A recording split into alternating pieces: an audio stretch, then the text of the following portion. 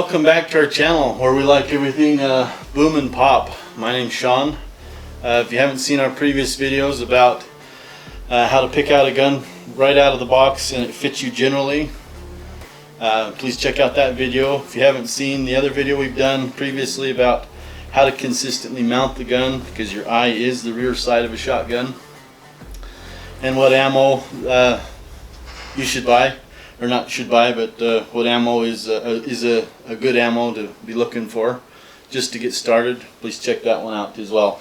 So in this video I'd like to talk to you about how not to aim a shotgun. So it seems a little counterintuitive. The previous video we talked about how your eye is the rear sight. However, you don't want to necessarily say, I'm gonna aim this gun like a regular rifle. You want to be able to make this barrel basically invisible, and we have that capability with both eyes. If you stick your hand out here in front of your face, that finger is now invisible. I can still tell it's there, but my dominant eye tells me which one is there, and I can still see you. Same with this barrel. I have the barrel up in my mount position. Both eyes are open. I know I'm lined up because we've talked about that. And now this barrel is invisible and I can see through it. And that's exactly what you want. Why? Let's just say, again, this represents the trap house in the game of trap. That clay target is going to come out of the outside, the back side of that building. And if I'm aiming in this position, let's say a foot or so high off that house, 1.5 feet, 2 feet, and I have one eye shut, that barrel's going to be in the way before I see this clay.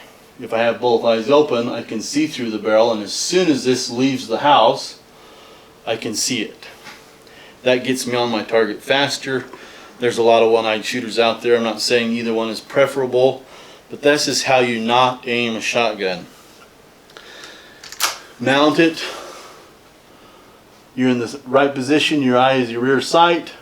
That gun barrel is now invisible, and as soon as you see an orange flash, you can follow it, track it, and take that shot. The other thing I wanted to talk about, I wish I would have known, is how to generally hit a target.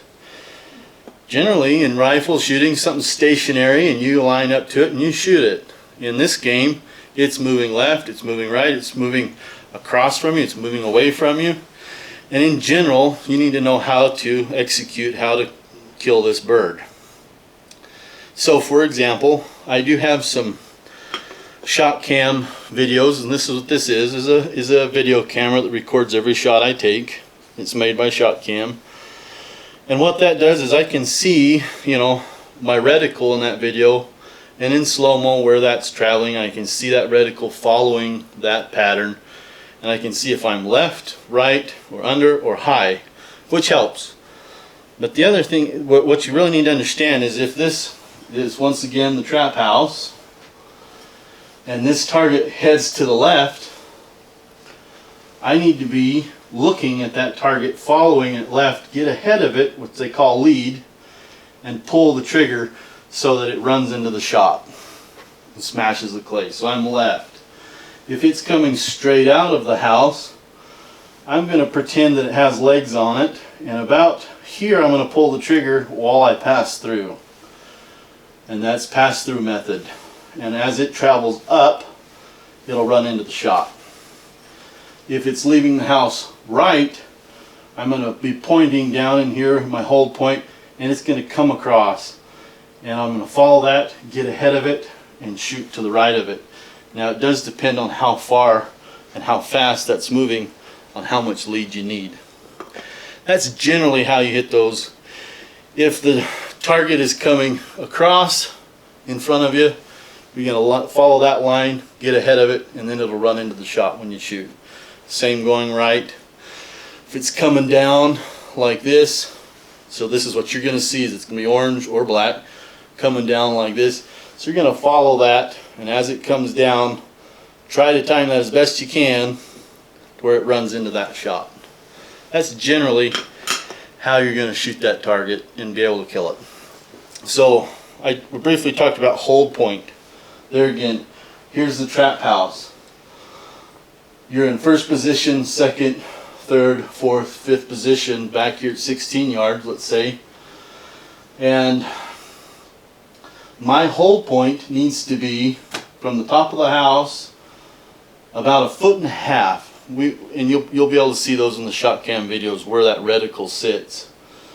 And I'm generally 1.5 to 2 feet above the house.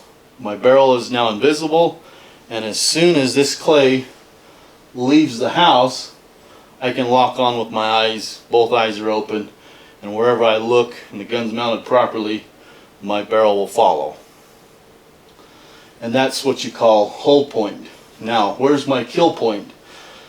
I like to kill a bird as it's traveling up or away, and I'll predetermine that. In sporting clays, you're going to be in a stand, and you want to predetermine where that's going to fly if you possibly can. Use the landscape to tell, oh, that's about mid-tree, or that's at that knoll, and you can tell where that's going to fly. And then you say, I can start to see it about right here, so a little bit past that's my hold point. I see it the best, or it's closest, right here. Now I want to shoot it there. That's called kill point. So you try to predetermine this before you ever pull the trigger, before you ever mount the gun. Where's my hold point? Where's my kill point? And that'll help you understand how to shoot that target better, easier, faster.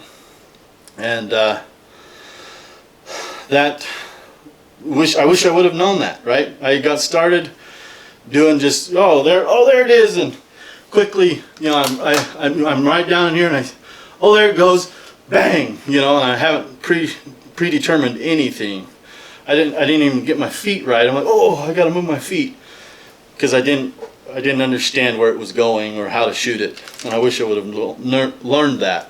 So get your feet positioned, know where your hold point is, know where your kill point is, and smash that clay. And remember, even a chipped clay is a broken clay.